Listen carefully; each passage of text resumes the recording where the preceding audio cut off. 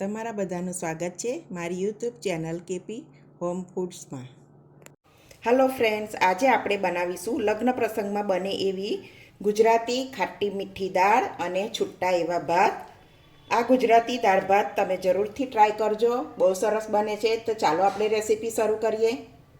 સૌથી પહેલાં આપણે ગુજરાતી દાળ બનાવવા માટે એક કુકર લઈ લીધું છે અને એક વાડકી આપણે તુવેરની દાળ લઈ લઈશું.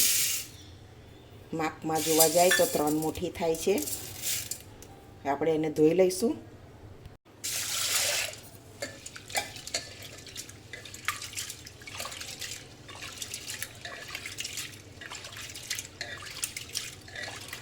આ રીતે આપણે એને આ રીતે આપણે દાળને ધોઈ લીધી છે. અહીંયા આપણે એક વાડકી દાળ લીધી હતી, તો આપણે 2-3 વાડકી દાળ બફાય એટલું પાણી ઉમેરી લઈશું. 2.5 વાડકી પાણી લઈએ છીએ.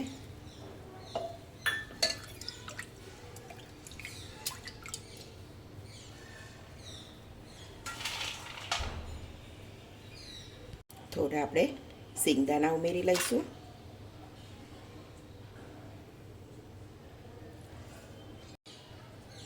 થોડું મીઠું અને હળદર બરાબર મિક્સ કરી કુકરનું ઢાંકણ બંધ કરીને આપણે 3 થી 4 વિસલ કરી લઈશું. અહીંયા ભાત બનાવવા માટે આપણે એક વાડકી ચોખા લઈ લઈશું. અહીંયા બાસમતી ચોખા લીધા છે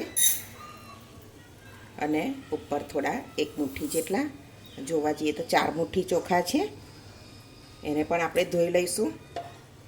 તો આપણે ચોખા પણ ધોઈ લીધા છે. હવે એક વાડકીને ઉપર થોડા ચોખા હતા, તો આપણે 3 વાડકી પાણી લઈ લઈશું.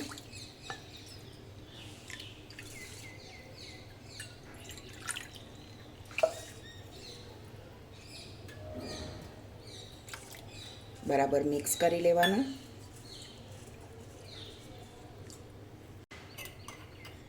થોડું મીઠું ઉમેરી લઈશું.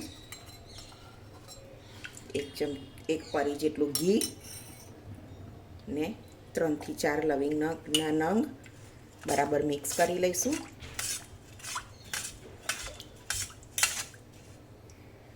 તો હું અહીંયા આવી રીતે એક તપેલી લઉં છું, એની અંદર પાણી મૂક્યું છે અને એક આવી રીતે કાંટો મૂક્યો છે. કાંઠા ઉપર આપણે બાઉલ મૂકી દઈશું, એને આપણે ઢાંકી દઈએ. હવે આ રીતે આપણે એને અડધો કલાક સુધી થવા દઈશું, તો બહુ સરસ ભાત છૂટો થશે. તો સરસ આપણી દાળ બફાઈ ગઈ છે, તમે જોઈ શકો છો. આપણે હવે એને બ્લેન્ડર નથી ફેરવવાનું, આપણે આ વિસ્કરની મદદથી આપણે એને વલોવી લઈશું.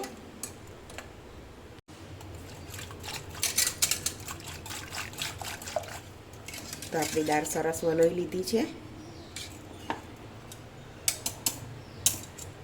બ્લેન્ડર એટલે નહીં ફેરવવાનું કે આપણે સિંગદાણા અંદર દાળમાં નાખ્યા હતા બાફવા માટે, એટલા માટે વિસ્કરથી કે વલોણીથી ફેરવી લેવાનું.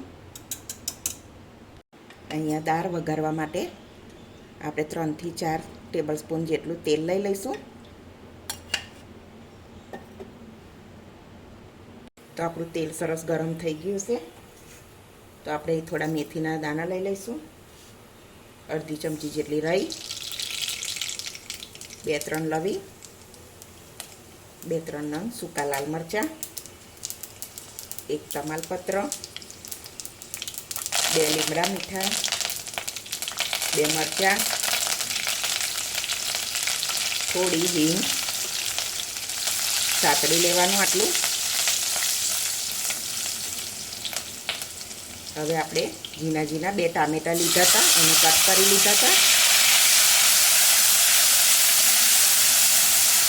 આ રીતે એને સોફ્ટ થાય ત્યાં સુધી શેકી લેવાના.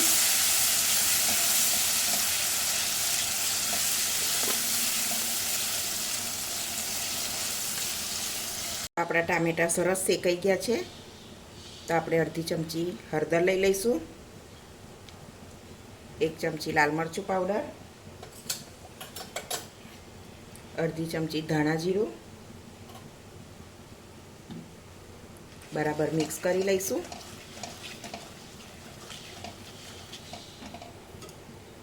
થોડું પાણી ઉમેરી લેવાનું એટલે બધો મસાલો અંદર ભળી જાય.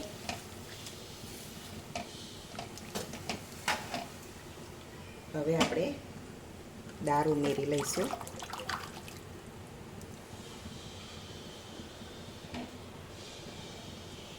સ્વાદ પ્રમાણે મીઠું દાળમાં ઉમેરી હતું એટલે મીઠું જોઈને ઉમેરવાનું. અહીંયા આપણે થોડો આટલો ગોળ લઈ લઈશું. એક લીંબુનો રસ લઈ લઈશું કે આપણે દાળ ખાટી અને ગળી બનાવવાના છે. આદું ખમણી લઈશું.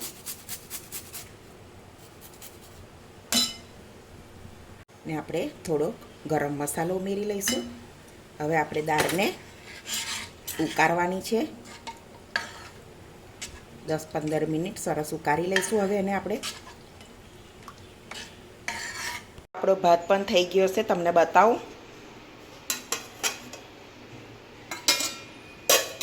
જો આ રીતે સરસ છૂટો ભાત થઈ જાય છે.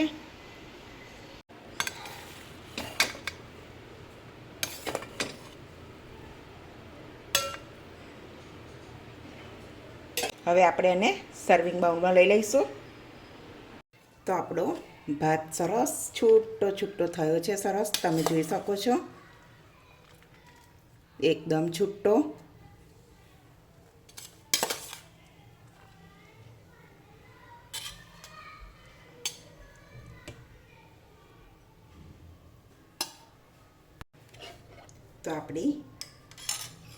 તો આપણી દાળ પણ એકદમ સરસ ઉકળીને જાડી થઈ ગઈ છે. હવે આપણે એમાં થોડાક ધાણા ઉમેરી દઈશું.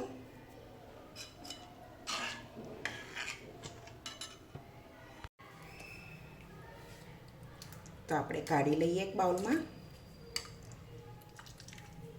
તમે જોઈ શકો છો કેટલી સરસ દાળ બની છે, એકદમ જાડી અને સરસ.